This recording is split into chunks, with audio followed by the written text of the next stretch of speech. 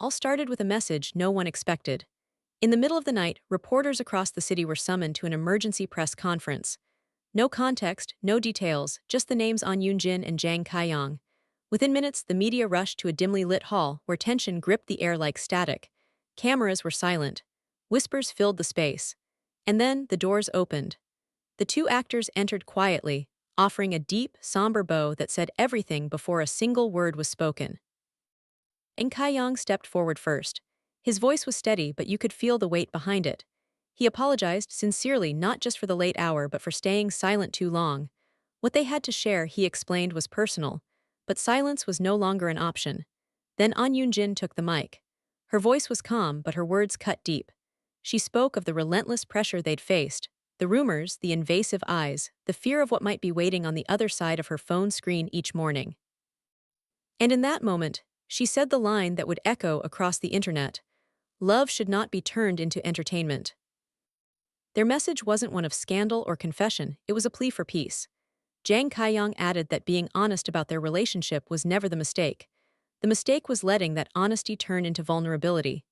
Curiosity became intrusion, and even support started to feel like surveillance. So they made it clear: no more updates, no more appearances together for now. Not out of shame, but out of love for each other, and for their right to keep that love safe. The room fell silent. No questions, no flashing lights, just stillness. When they spoke again, they reassured everyone they weren't disappearing. They would keep working, keep connecting with fans, but their relationship would no longer be public property. And when reporters finally did ask questions, their answers came with grace. No regrets, just a new resolve to protect what they cherished. That night shifted something. Fans didn't respond with outrage, they responded with reflection. Clips of Ahn Eun-jin's words spread like wildfire, not because they were controversial, but because they were true. Behind the headlines, behind the fame, were two people simply trying to hold onto something real. And in the days that followed, as they returned to work, that boundary they asked for was slowly honored. The questions softened. The tone changed. And for the first time in a long time, they could breathe.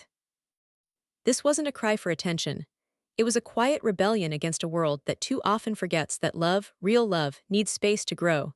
The conference didn't mark a scandal. It marked a turning point.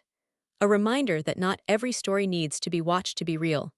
And somewhere beyond the camera flashes, Ahn Eun-jin and Jang Ki-yong continue their story, not as headlines, but as two people choosing love on their own terms.